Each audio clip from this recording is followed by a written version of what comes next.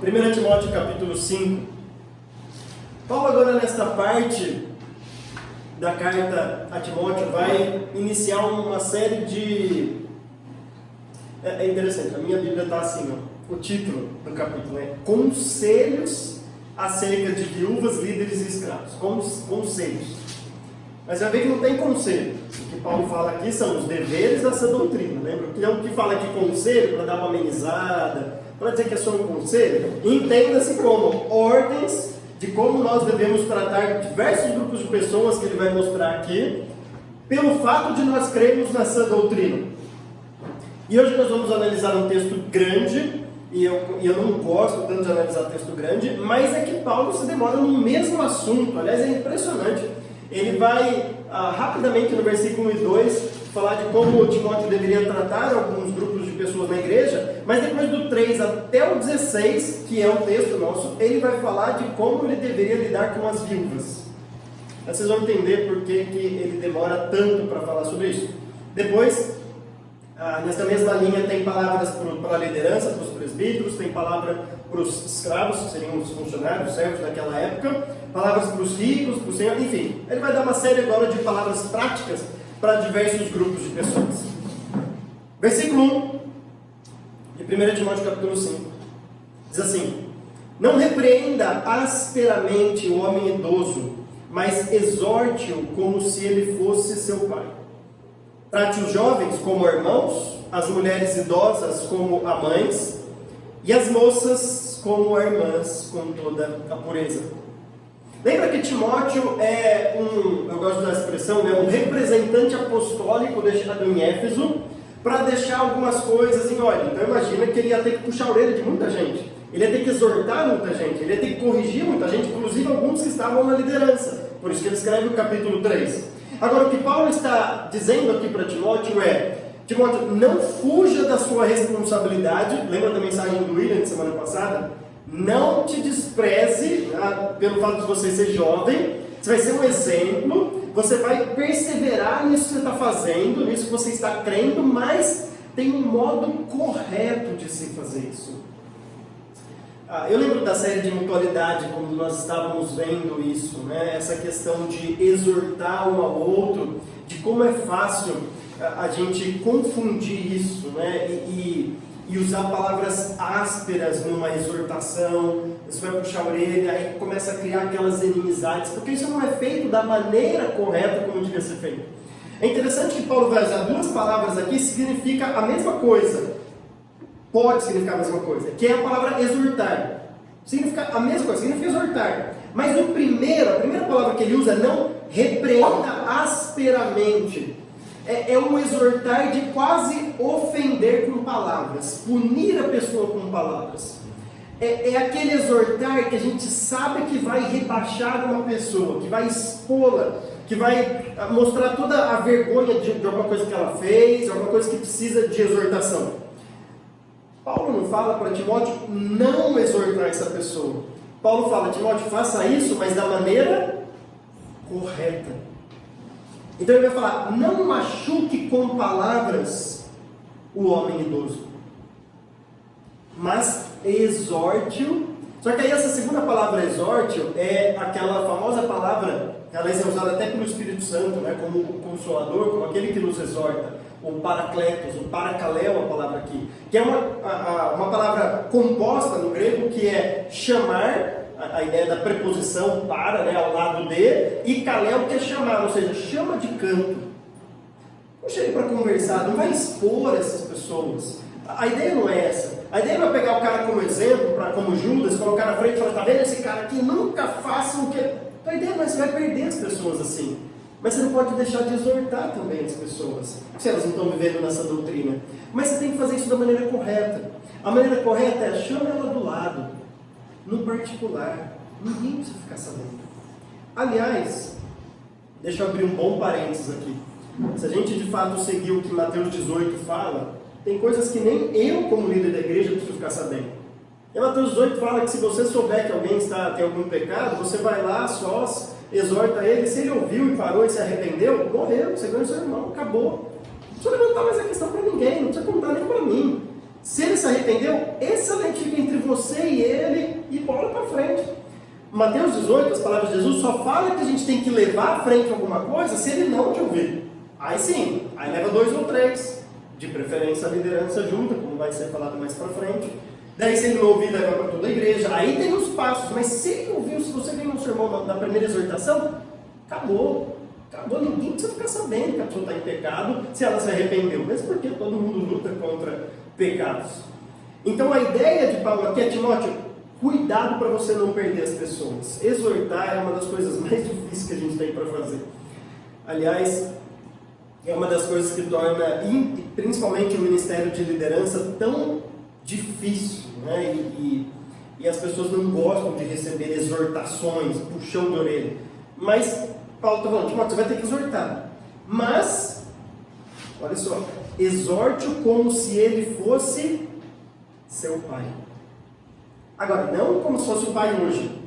Porque tem filho que hoje é melhor você falar assim, não fale como se fosse seu pai, porque o filho não tem respeito com o pai. Como se fosse seu pai naquela época. Ou pensa na época dos nossos avós, que ainda tinha um pouco de respeito, as pessoas cediam lugar, levantavam quando os idosos chegavam. Então aquela época ainda era uma cultura assim. Hoje você tem que falar nem como seu pai, melhor do que o jeito que você faz com o seu pai. Mas naquela época, respeitava-se o pai, a mãe. Então Paulo está falando para Timóteo, se você encontrar alguém que tem a idade de ser seu pai ali, você vai ter que exortar essa pessoa. Mas é difícil exortar alguém mais velho, ele como um jovem. Mas faça isso, Timóteo, como se ele fosse o seu pai.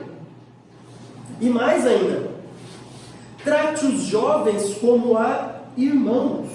Agora perceba que ele vai estender essa questão não só de autoridade aqui, mas dos relacionamentos que nós temos como igreja.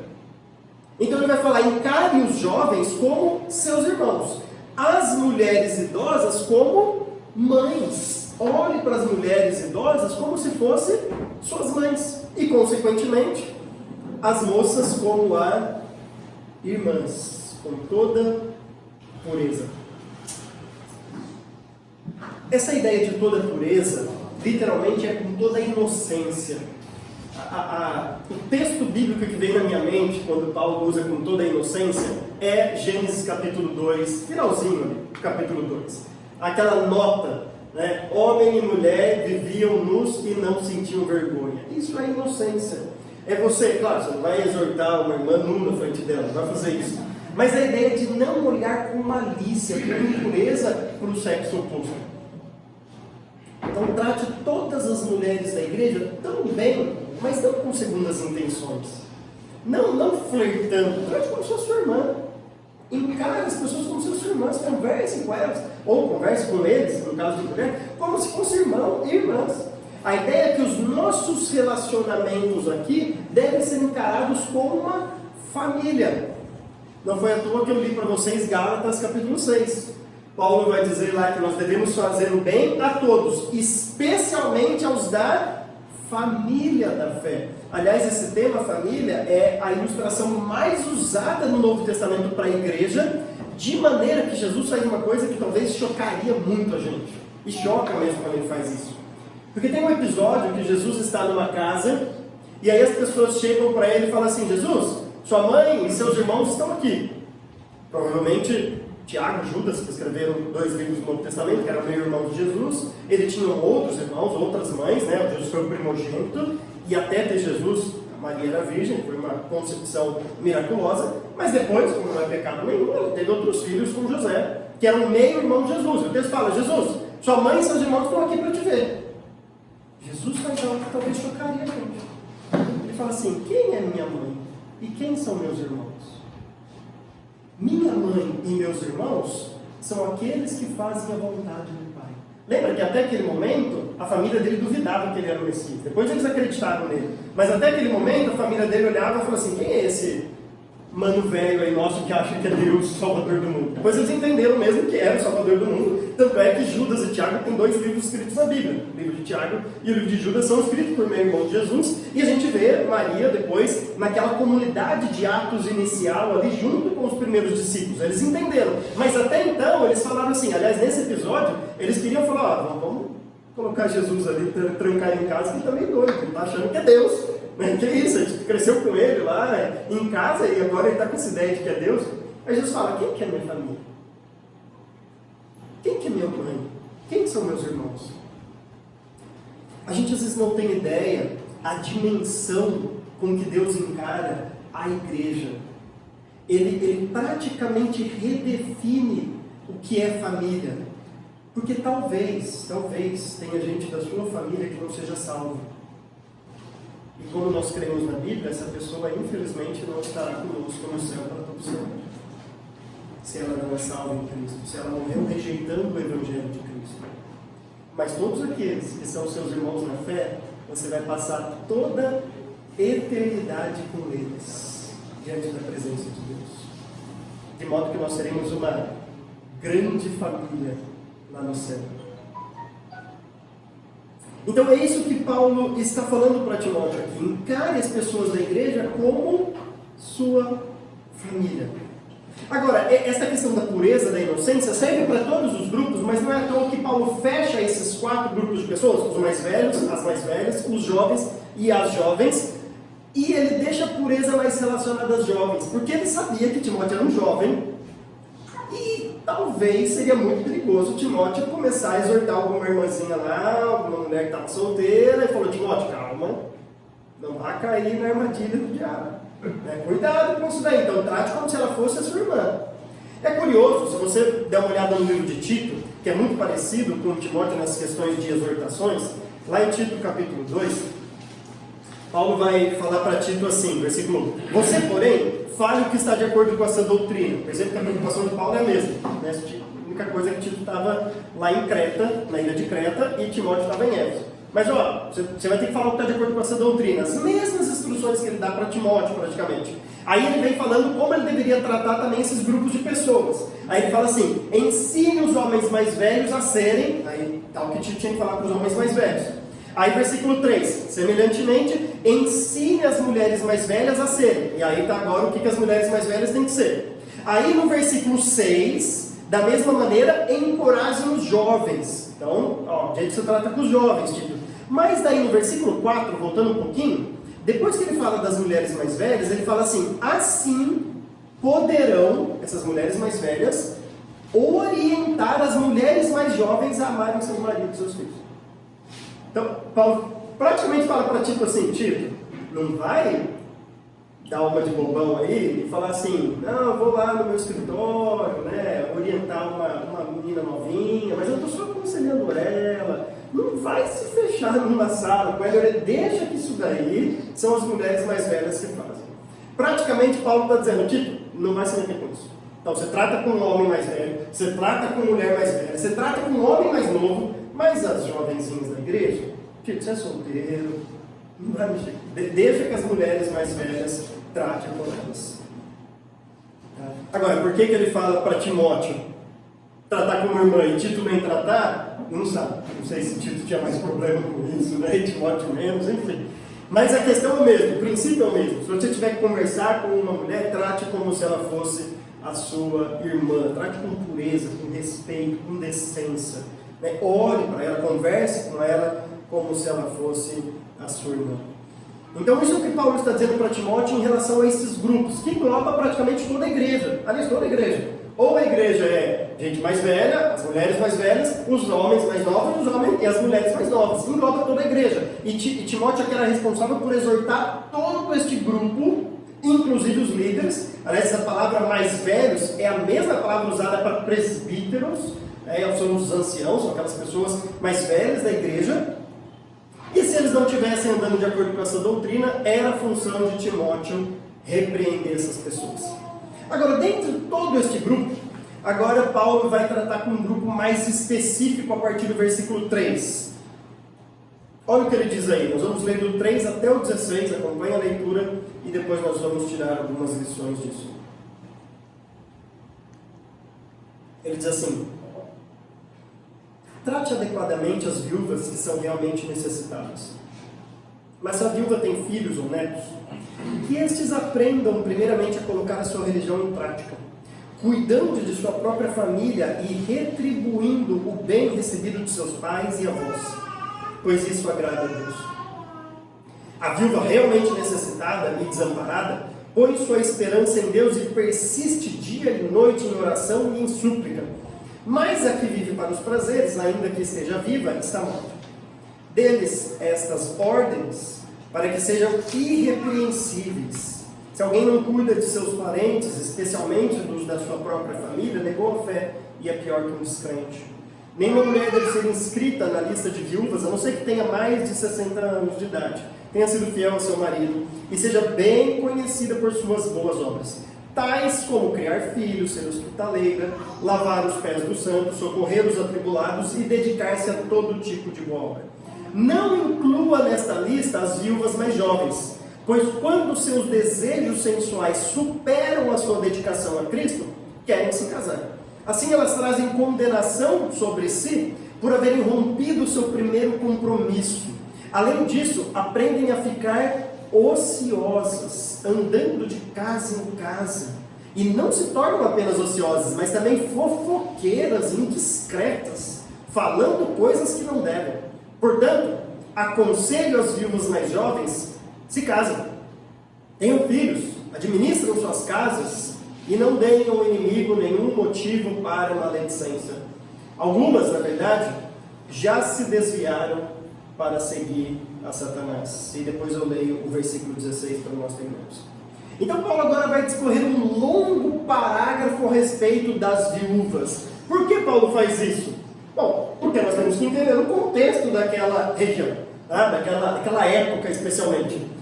Hoje, talvez, tem viúvas que ganham bem, aposentadoria, segura alguma coisa.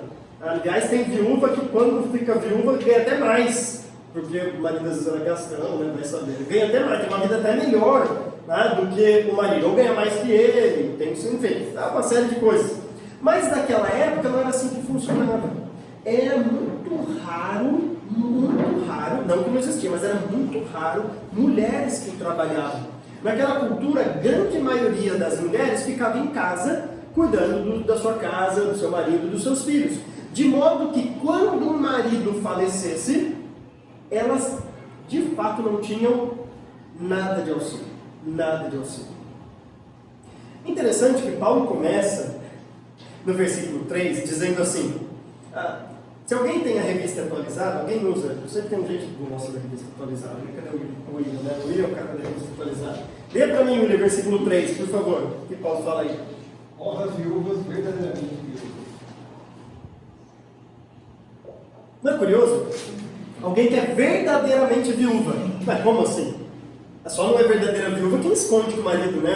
Sei lá, ela tranca no quarto o marido, não deixa de sair de casa e fala que ele morreu. É alguém que não é verdadeiramente viúva. Ou a pessoa é viúva ou não é. Não tem como ser meio viúvo, né? Não existe isso.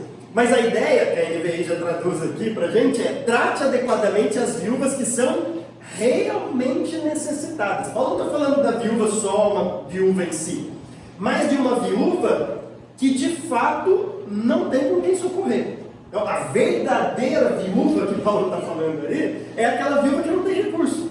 Ela realmente necessita de um auxílio. E agora Paulo vai fazer, praticamente ele faz assim, ele mostra quem é a verdadeira viúva e quem não é a verdadeira viúva. A verdadeira viúva e a não verdadeira. Ele vai fazer esse jogo, intercalando, para explicar para a gente quem realmente precisa de ajuda e quem não precisa. Agora, como eu disse, naquele contexto eram as viúvas. Hoje talvez nós temos outras maneiras de ajudar. Tem viúvas que vivem bem, que não precisariam de ajuda. Mas a gente tem que entender quem precisa. A grande ideia aqui não é se focar só na viúva, mas é entender que viúva é o problema naquele contexto. A ideia é entender o princípio por trás disso e qual deve ser a nossa atitude uma vez que a gente aprende esse princípio com quem quer que seja que precisa de um auxílio. Então ele diz no versículo 4, quem não é verdadeiramente viúva. Mas, se uma viúva tem filhos ou netos, que estes aprendam primeiramente a colocar a sua religião em prática, cuidando de sua própria família e retribuindo o bem recebido de seus pais e avós, pois isso agrada a Deus. Paulo está falando, tem viúva que não é verdadeiramente viúva no sentido de precisar de ajuda. Por quê? Porque ela ainda tem gente da família que pode ajudar. Ela ainda tem filhos, tem netos que pode ajudar. E Paulo, talvez, dando uma exortação para alguns desses que estavam na igreja e estavam negligenciando a sua família, achando que, isso daí é função da igreja cuidar, eu não tenho nada a ver com isso. Paulo está falando, espera aí, você recebeu um bem, o primeiro bem que ele te colocou no mundo, né? O primeiro bem que você recebeu, senão você nem estaria aqui. Depois te educou, pagou escola, limpou sua fralda, enfim, fralda não, né? Ninguém limpa a fralda, limpa depois que faz coisa na fralda. Vocês entenderam? Fez tanto bem para você, e agora você fala que você não tem nada a ver com isso? Paulo fala, cria vergonha na cara, coloca a sua religião em prática.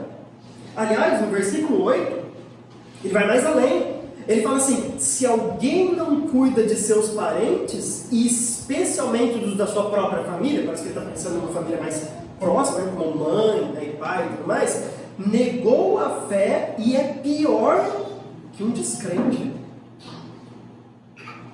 Pensa bem o que Paulo está falando. É interessante porque a gente dá tanta ênfase para, por exemplo, ir na igreja. Eu sou um cristão, então domingo à noite eu tenho que estar na igreja. De fato tem, não tem dúvida disso. Eu tenho que contribuir lá na igreja. De fato, nós temos responsabilidade de contribuir, não precisa manter tudo isso, para colaborar com a reino de Deus, ok, é sua responsabilidade. Eu preciso, ok, você precisa fazer um monte de coisa. De fato precisa.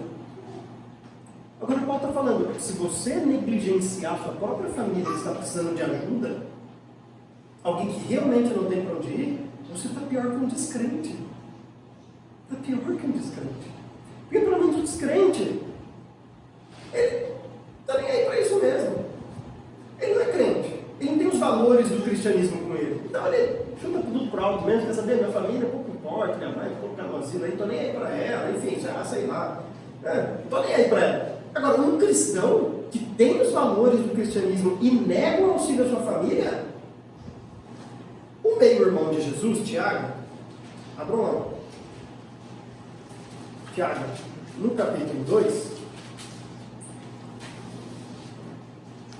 no capítulo 1, último versículo do capítulo 1, no capítulo 27, seguindo essa mesma linha de Paulo, vai dizer assim, a religião que Deus, o nosso Pai, aceita como pura e imaculada é esta: cuidar dos órfãos e das viúvas em suas dificuldades e não se deixar corromper pelo mundo.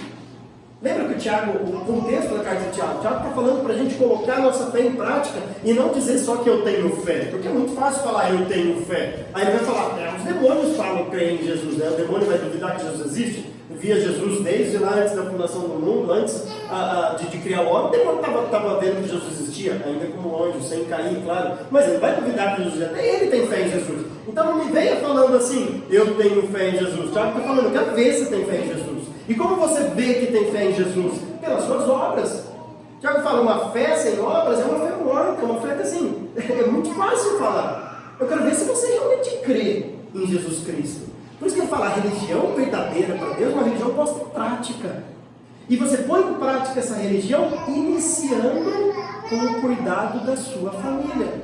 Tratar os órfãos e as viúvas, cuidar daqueles que são da sua família. É a mesma coisa que Paulo está falando aqui em 1 Timóteo capítulo 5. Se alguém não faz isso, é pior que um descrente e negou a fé. Ou seja, ele vai contra aquilo que ele afirma crer. Ele afirma crer em Deus, mas se ele despreza a família, ele negou a fé. Então, para Paulo aqui, a pessoa que é verdadeiramente viúva, verdadeiramente necessitada, é aquela que não tem auxílio da sua família, em primeiro lugar. Ela não tem auxílio da família. Não tem família para ajudar ela. Porque se tiver, Paulo está puxando a orelha da família para ajudar em primeiro lugar. Depois ele vai explicar o motivo disso lá no versículo 26, eu vou terminar com isso. Versículo 5, agora ele vai falar da verdadeira viúva. A viúva realmente necessitada e desamparada põe sua esperança em Deus e persiste dia e noite em oração e em súplicas.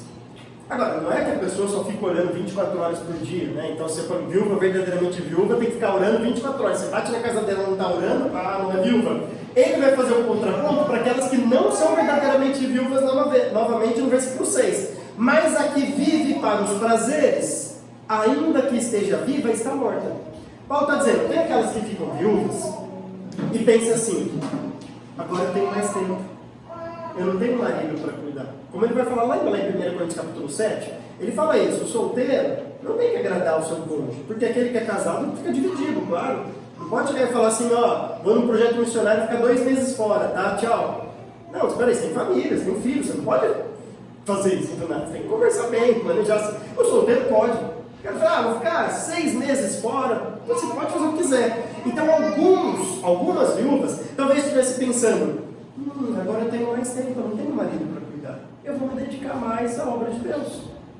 Outras, que aquelas que queriam viver pelos prazeres, talvez pensaram, agora eu não tenho marido. Agora é a hora de aproveitar a vida. Paulo falando, essa não é a verdadeira viúva. Você vai ajudar ela, para ela ir lá no boteco, ficar bebendo, para ela ficar jogando sinuca. Espera aí, você vai manter alguém para ficar gastando com os seus prazeres? Paulo fala, essa não é a verdadeira viúva. A gente não vai manter alguém para ficar nos prazeres da vida. Espera aí, a igreja vai manter alguém para isso? O que a igreja vai manter é alguém que não tem condição, não tem família para ajudar, e essa pessoa quer usar o tempo que ela tem agora em dedicação ao reino de Deus. Esse sim é o verdadeiro necessitado, a verdadeira viúva. Olha que interessante o versículo 7. Paulo está dizendo, deles estas ordens. Lembra dos deveres dessa doutrina? Mais um dever para a viúva. Isso é um dever para a viúva. Está dizendo, deles essas ordens, para que sejam irrepreensíveis. A palavra usada aqui por Paulo é a mesma usada no capítulo 3 para os presbíteros. Lembra que a liderança, os bispos aqui no capítulo 3 tinham que ser irrepreensíveis? Agora ele olha também para as mulheres, provando que isso não é uma categoria especial de homens, só dos líderes da igreja, só eles têm que ser irrepreensíveis, e todo mundo pode viver do jeito que quiser o cristianismo. Não, ele está dizendo assim, ó, essas viúvas também, do mesmo jeito que aqueles líderes, elas também precisam ser irrepreensíveis. Então se ficar andando pelos prazeres aí, e falar, agora eu vou viver a vida, meu marido morreu, isso aí não é irrepreensível. Versículo 9. Mais uma característica de quem não é verdadeiro viúva. Agora as mulheres vão ficar felizes com Paulo. Olha só o que Paulo considera.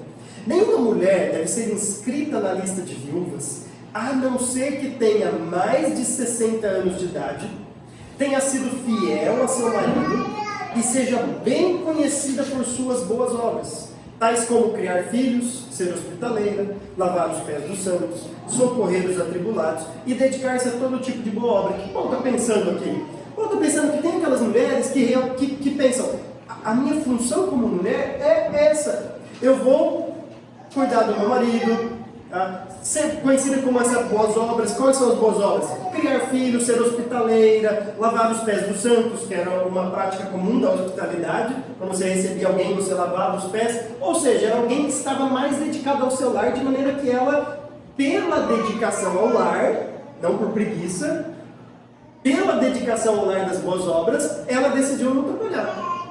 Tinha algumas outras naquela época que trabalhavam. É como eu disse, hoje tem mulheres que morrem, ou o marido morre, e a mulher tem o seu trabalho. Não precisa de ajuda da igreja. Ela vive bem. Mas tem aquelas que decidiram cuidar do seu lar, ser hospitaleiras, criar os filhos, tudo mais, de maneira que o marido morre, ela está agora sem ser socorrida. Agora olha que interessante o versículo 11. Não inclua nesta lista as viúvas mais jovens. Perceberam que vocês vão... Por isso que vocês vão gostar de Paulo. Né? Porque ele falou no versículo 9. Nenhuma mulher deve ser inscrita na lista de viúvas, a não ser que tenha mais de 60 anos. Aí ele vai falar no versículo 11. Não inclua nessa lista as mulheres mais jovens. Ou seja, para Paulo, por menos de 60 anos, você está na flor da idade ainda. Só vai ficar mais velho se passar de 60. Se estiver lá com 55, 56, não inclui não, porque essa mulher ainda está jovem, né? Tá vendo? A mulher gosta de Paulo, agora ganha um pontinho com elas ainda, né? Por que Paulo vai falar para não incluir essas mais jovens? Pois quando seus desejos sensuais superam a sua dedicação a Cristo, querem se casar. Agora veja, Paulo não está reprovando esses desejos sensuais, isso que é interessante. Porque ele vai falar agora, ele vai dar melhor casa, não tem problema, casa. Paulo está dizendo assim, uma mulher que fica viúva nova e fala assim, não, quer saber, eu vou então entrar nessa lista aqui de persistir em oração dia e noite, com súplicas, eu vou dedicar minha vida ao reino de Deus, tá? Mas ela é novinha ainda, está lá na faculdade. Daqui a pouco ela começa a conhecer um rapazinho lá que também é novo. Lembra que viúva pode casar outra vez, aquela coisa, está liberada. E ela conhece, e Paulo fala assim, ó, cuidado, talvez você vai... Mas você prometeu ali, você fez um compromisso de viver mais para o reino de Deus e tudo mais. Mas vai ter alguns desejos, você vai querer criar uma nova família, e não tem problema nenhum. Então, não inclua as mais novas, porque talvez elas vão quebrar o seu primeiro compromisso. O versículo 12 diz assim, assim elas trazem condenação sobre si por haverem rompido o seu primeiro compromisso. Paulo está falando, esse compromisso que você faz com Cristo, tá? Não é com a igreja, é a sua dedicação, versículo 11, a sua dedicação a Cristo, esse compromisso que você faz com Cristo, ele não é obrigatório. Se uma mulher ficou viúva, se uma outra ficou viúva, enfim, ele pode casar outra vez sem problema nenhum. Não é obrigatório você fazer essa dedicação, mas cuidado, se você fizer essa dedicação, então não quer. Isso nos ensina muito a respeito de voto. Voto não é obrigatório. Mas a Bíblia fala que a gente pode fazer votos. Mas geralmente as pessoas fazem votos e quebram. Então não faça votos. Você vai fazer um voto, você vai prometer alguma coisa para Deus, então faça e cumpra. Você vai fazer um compromisso, faz e cumpre. Se você não está a fim de cumprir, ou tem dúvida, nem faça. Porque aí sim você vai ser condenado por haver rompido o seu primeiro compromisso. Paulo vai dar mais um motivo aqui que pode dar problema. Ele fala, além disso, aprendem a ficar ociosas. Aí começa a andar de casa em casa. Hoje você não precisa andar de casa em casa, você pode ficar de Facebook em Facebook, sabe? Bisbilhotando a vida das pessoas, comentando aqui e ali, mesmo porque agora você não tem mais marido para cuidar. Então você começa a engatar, daqui a pouco você acha alguém também que gosta de falar dos outros igual você, e aí começa a falar, ele fala assim, né? E não se tornam apenas ociosas, mas fofoqueiras. Então, antes estava ocioso, agora achou o que fazer. Mas é coisa errada, né? Não estou mais ocioso, achei o que fazer. O que você está fazendo? Estou fofocando, estou falando de coisas que não devem. Paulo fala assim, para que você fica fazendo isso? Casa outra vez então. Constitua uma nova família, crie filhos, faça coisa que preste. Vai ficar fofocando, falando mal dos outros, coisas indiscretas, falando o que não deve. Portanto, versículo 14. Aconselho as viúvas mais jovens que se casem, tenham filhos, administrem suas casas. Agora é o motivo principal, claro. E não deem ao inimigo nenhum motivo para maledicência. O que Paulo está dizendo aqui é, se a primeira condição para alguém ser verdadeiramente necessitado é que ele não tem ajuda da sua família, o segundo motivo agora é ele não ter outros meios para conseguir o seu sustento. Porque uma mais nova, ela tem meios, ela pode se casar outra vez e conseguir um homem que agora vai sustentá-la. Ela tem outros meios. Agora, os verdadeiros necessitados não têm recurso familiar e também não têm outras maneiras de se sustentar. Não tem. Versículo 15. Algumas, na verdade, já se desviaram para seguir a Satanás. Interessante que lá no final do capítulo 1, Paulo cita dois caras, Emineu e Alexandre, que ele teve que entregar para Satanás, porque eles estavam desviando dessa doutrina. Essas daqui, ele nem teve que entregar para Satanás. Elas que queriam seguir Satanás mesmo. O estilo de vida delas, aquilo que elas queriam fazer com a viuvez, já mostrava que elas, no fim, a morte do marido foi uma libertação para fazer tudo aquilo que elas estavam imaginando na sua mente. Agora é a minha chance, eu não tenho mais marido, agora é a chance de eu fazer tudo aquilo que eu estava na mente. Ou seja, só precisavam de um motivo para seguir Satanás. E agora estavam seguindo. O que Paulo está dizendo aqui é muito grave para gente. Paulo está falando para a gente que se nós não seguirmos os deveres dessa doutrina, se a gente não vive uma vida de acordo com o cristianismo, de acordo com aquilo que a gente deve viver, de acordo com a nossa crença, não é que você está neutro. Ele não fala assim, ó, essas mulheres se desviaram e agora estão assim, neutras na vida, né? Elas não querem seguir a Deus, mas elas estão meio neutras. Não, se elas não seguem a Deus, só tem como seguir Satanás, não tem outro caminho. A gente imagina, a gente criou a ideia de que existe neutralidade nessa história. Então tem aqueles que seguem a Deus, tem aqueles que seguem Satanás, que a gente acha que são os macumbeiros, caras assim meio assim, faz trabalhos, caras seguem Satanás. Mas tem um monte de gente aí que é meio neutro, porque assim, não, eu estou em cima do muro, eu quero seguir a Deus, mas também eu estou vendo a história acontecer, eu estou meio em cima do muro. Paulo lia a Bíblia, o Antigo Testamento. O Antigo Testamento fala que depois que a mulher pecou, o homem e a mulher pecaram, Deus falou que vai ter duas descendências, uma descendência da mulher e uma descendência da serpente. Não tem uma terceira que está neutra nessa história. Paulo fala, ou você é filho de Deus ou filho de Satanás, não existe meio termo. Então aqueles que negam a Deus e falam, não, mas eu nego a Deus, mas também nego o outro lado. Não, você negando a Deus, você automaticamente está tomando partido para o outro lado.